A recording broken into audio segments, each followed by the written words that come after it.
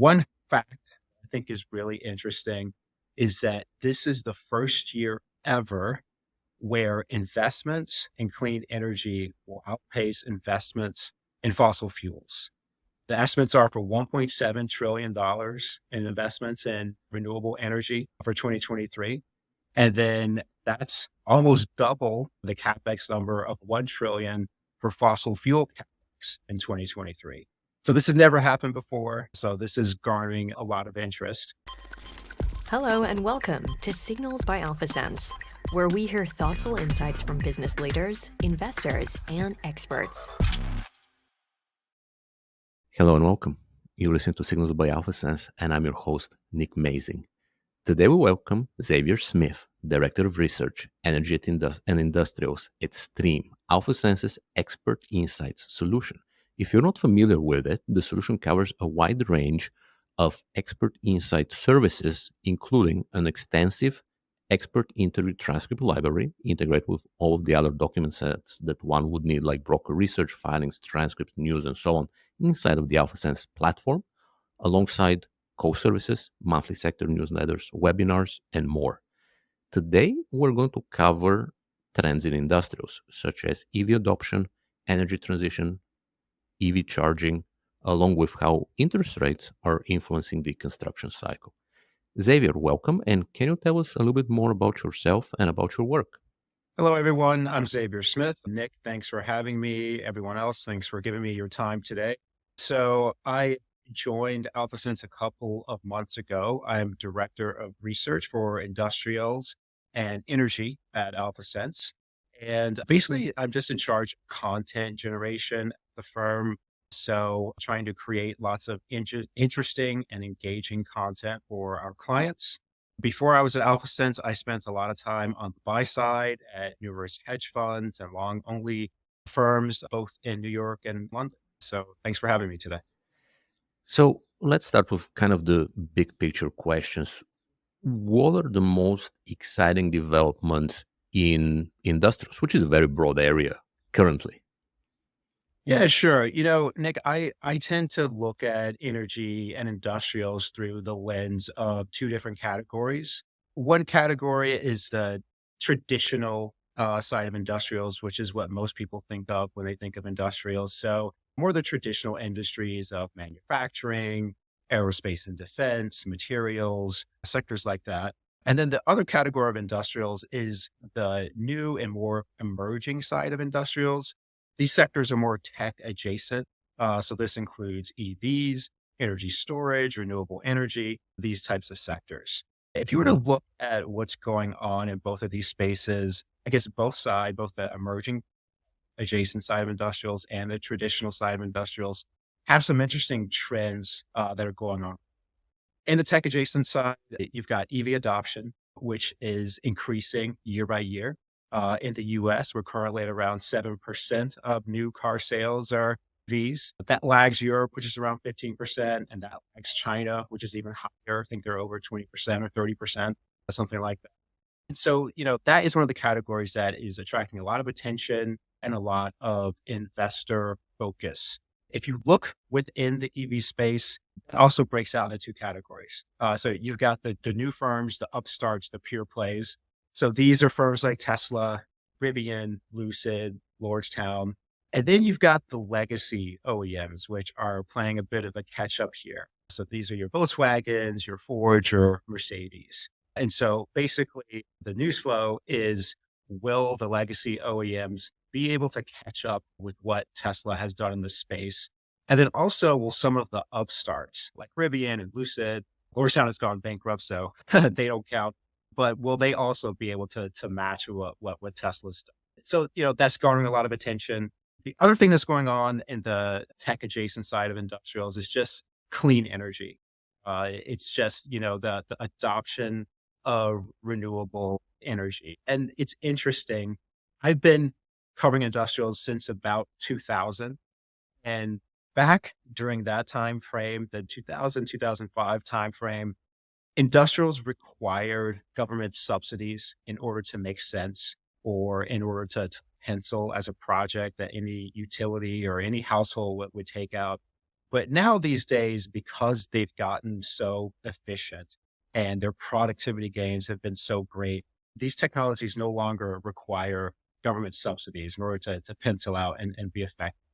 However, we still do have government subsidies in the space. And so it's just investors are just watching how fast the take up is for renewable energy.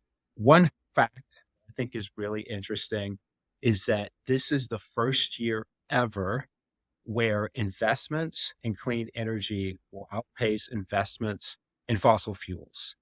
The estimates are for $1.7 trillion in investments in renewable energy for 2023. And then that's almost double the CapEx number of 1 trillion for fossil fuel CapEx in 2023. So this has never happened before. So this is garnering a lot of interest. And then if you look at just the growth rates, clean energy spending is expected to grow 24% in 2023. And that's greater than the 15% growth that we're seeing in fossil fuels. If I were to switch over to old industrials, I would say the fact that is most interesting to followers and participants in the space right now is just interest rate cycle and what that's doing to construction. And it's very interesting because right now we're seeing a bifurcated market.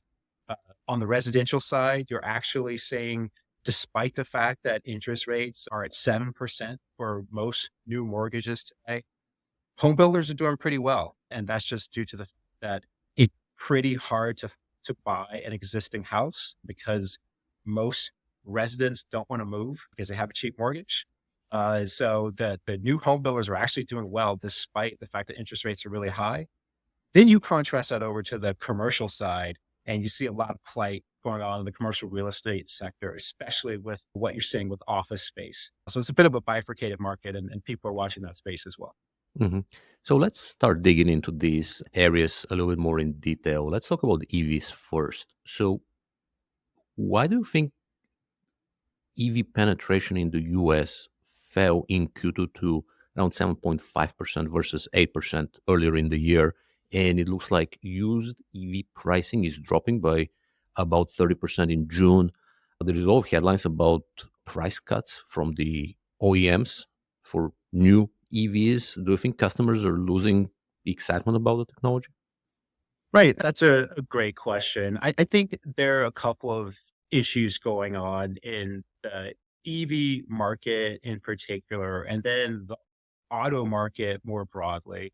First of all, interest rates are high, as we've discussed earlier, and that's having an effect, a negative effect on the entire auto market. So it's not just EVs, it's all cars. All cars are becoming less expensive to consumers. So that's an issue. The other factor is that a lot of the OEMs, especially the legacy OEMs, are having problems with sourcing battery components. They're having issues with ramping up battery production capacity. And so the availability of getting an EV has actually been quite difficult.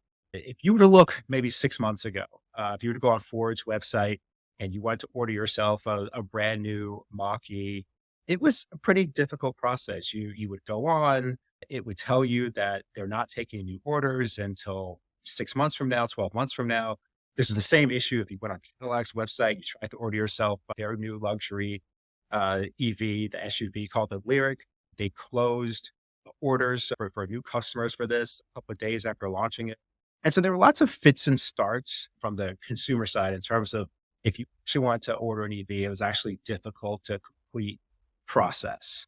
Now, legacy OEMs have finally gotten their acts together somewhat, and you can actually go on these websites and start to place orders for cars. So I think there's been an issue of availability, production scale in terms of legacy OEMs. These cars cost more just because of where interest rates are. And then the fact of the pricing falling 30% or so, I would say that that's just a return to normal. Pricing of used cars got pretty crazy during COVID. You probably remember just how hard it was to get a new car or a used car back during those days. Used car prices went crazy. Firms like Carvana benefited extensively from that. And then now we're just kind of fading back to a normal car pricing cycle. So Mhm. So Staying with EVs and when we look forward, so how long do you think the US EV penetration will take to match Europe's of around 50% or China's, which you just mentioned, is even higher? Yeah, sure. If I had to throw a date on that, I would say probably around 2025 or so. And where I get that number from is that is the time when most analysts think that EV pricing will match the pricing of an internal combustion engine car, spec for spec, like for like. Right now, EVs still carry a price premium to their ICE counterparts, but as battery technology improves, as OEMs ramp their production, pricing will fall on EVs. And then by the time we get to 2025, most analysts are expecting that EVs will match ICE vehicles in terms of their price versus quality. And then I think once you see that, you'll start to see much faster adoption in the US for EVs versus what you're seeing today. And so then I think we'll be at a point where the US numbers will start to look more like Europe's 15% numbers or China's numbers, which are even higher. Of course, that's a moving target. Europe is, their adoption will be higher then as well. But I think 2025 will be the magic year there. There's also the issue of availability. As I spoke of before, lots of the OEMs have had lots of difficulties in terms of ramping their production of EVs. So if you as a consumer went to your local dealership, you tried to order one of these things, it was really hard to get. By the time we get out to 24 and 25, these issues should be largely resolved. If we look at Rivian, for example, Rivian is the US truck and SUV EV maker. Last year, they were plagued with production disappointment, scaling disappointment at their factories. This year, they're finally impressing investors and impressing onlookers with where their production is. I think you'll start to see this roll out across the industry. And that increased production means increased availability, means lower pricing, and that's good for consumers. The other thing that's interesting is that most of the EV makers are on their, shall we say, version 1.0 of their EV. Most of these cars are very expensive. Rivian's pickup truck is $70,000. Their SUV is $80,000. It's called the R-Rod. When we get out to 2025, they will be on their, let's call it 2.0 vehicle, which will be a lot cheaper. So this will be like how Tesla started out with their Model S, their Model X. These were $80,000 to $100,000 cars. When they launched their Model 3 and Model Y, it's when the mass adoption, and it's when their units went over 1 million.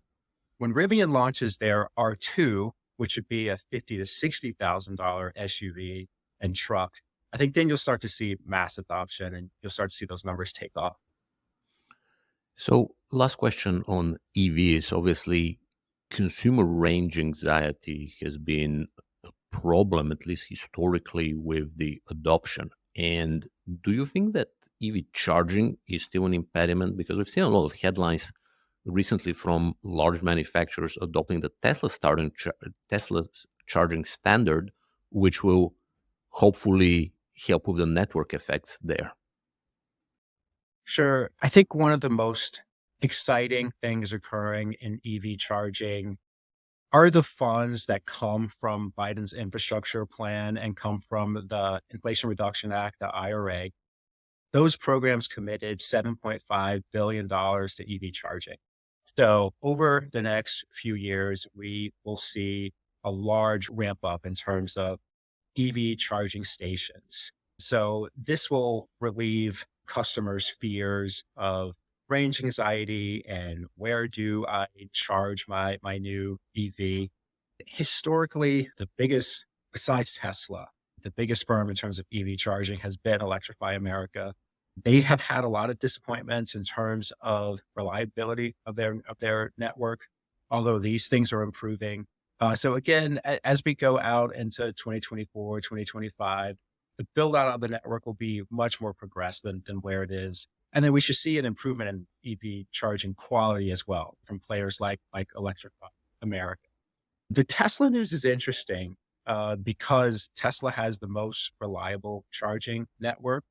And the fact that it's opening up to all cars, lots of OEMs are adopting the Tesla standard. It includes Ford, it includes GM, it includes Rivian and other OEMs. This just means that there are more charging options for customers. And so again, that should be good for EV adoption. The final thing I'll say on this topic is just that the range of an EV is also increasing. A couple of years ago, the average EV had a range of 200 miles, 250 miles. That should be more like 300, 350 miles over the next year to 24 months. So this means that the customer doesn't need to charge as much. So that should help adoption as well. Mhm. So let's switch gears, pun intended, from EVs to energy transition. What is exciting in 2023 on the energy transition front? I think the most exciting factor in energy transition is batteries or energy storage. One of the criticisms of renewable energy has been that it's intermittent. So if you look at wind energy, the wind is not blowing all the time. So how do you get power when it's not windy? And then on the solar side, the sun's only shining for half of the day. So what do you do for the other half of the day? Energy storage and industrial sized batteries are changing the game here because it allows a utility or a household to shift their power usage. So when the wind is blowing, the battery's charging. When the wind isn't blowing, the battery can discharge and supply a factory or a household or a commercial business. This is pretty exciting. It's changing the game. If you look at industry estimates, it's a $50 billion business back in 2020. It's $160 billion today. So it's tripled over the last 3 years.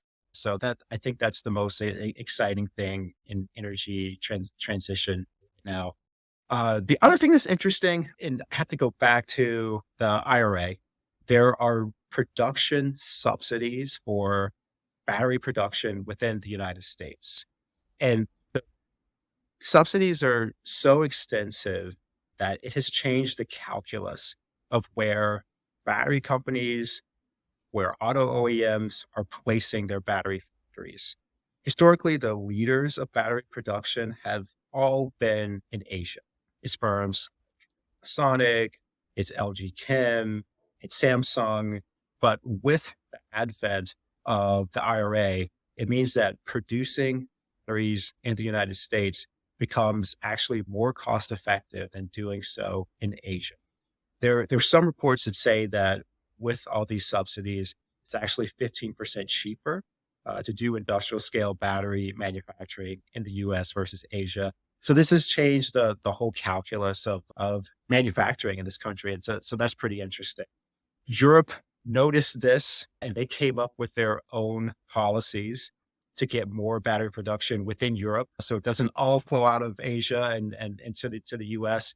There's a program called CRMA. There's a program called NZIA. And all these things are subsidizing battery capacity in Europe. So I'd say that's the most exciting thing right now in energy transition.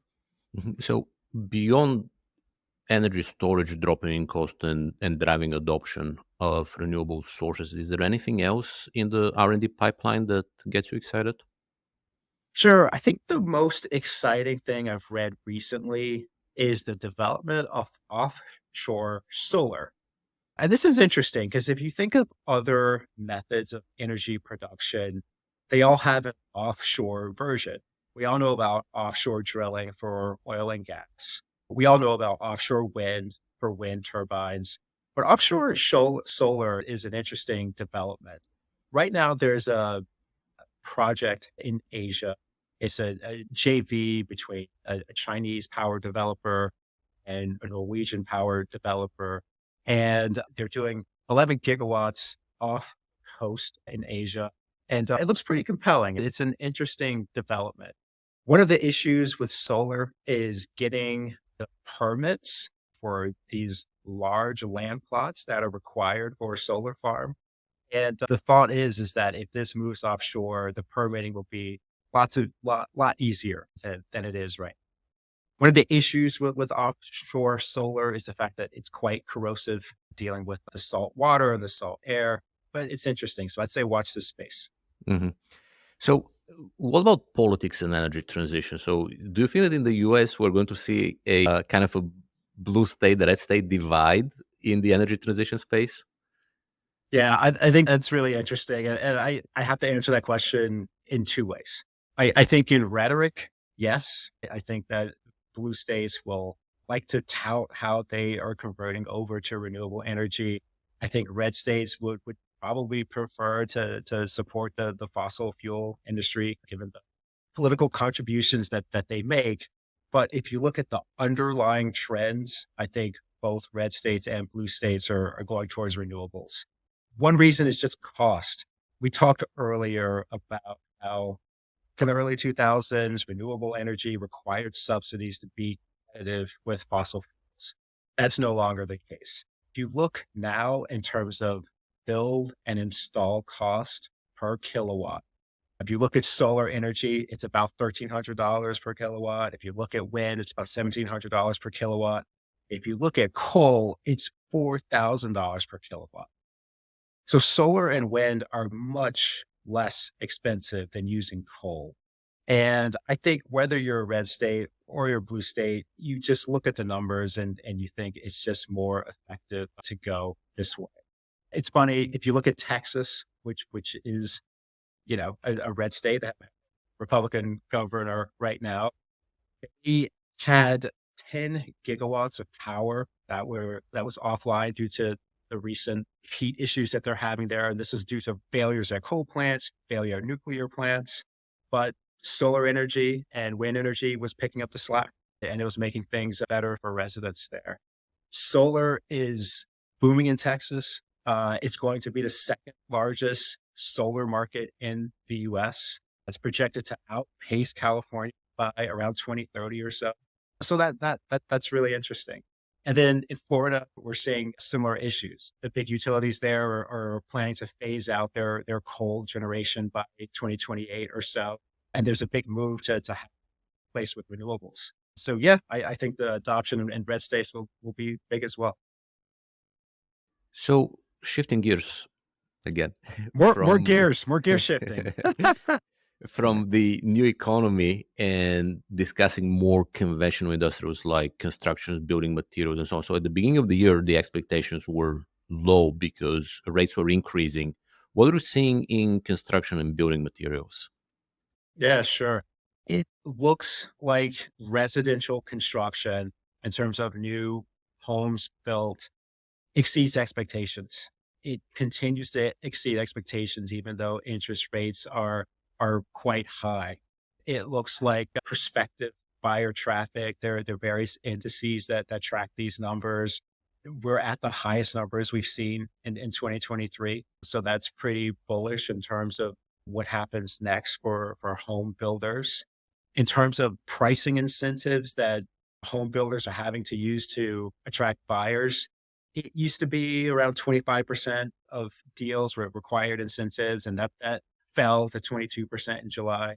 So that's also pretty exciting for home builders. And so that looks pretty strong. There continues to be a cloud over the commercial sector, especially office. So that's where everyone's watching to see what happens next. Mhm. Xavier, thank you for joining us today. Thanks, Nick. Today we spoke with Xavier Smith, Director of Research and Energy and Industrials at AlphaSense's Expert Insights solution. We covered EVs, we covered energy transition, energy storage, as well as construction and interest rates. This was another episode of Signals by AlphaSense. My name is Nick Mazing, and you can find us on all the major platforms. Thank you for listening. Thank you for joining us. This was another episode of Signals by AlphaSense. Keep in mind that all views presented here are the views of the guests and hosts and do not represent the views of their employers or of AlphaSense. Nothing in this podcast constitutes investing, tax, legal, or medical advice. If you enjoyed this episode, leave us a rating and review and subscribe for more.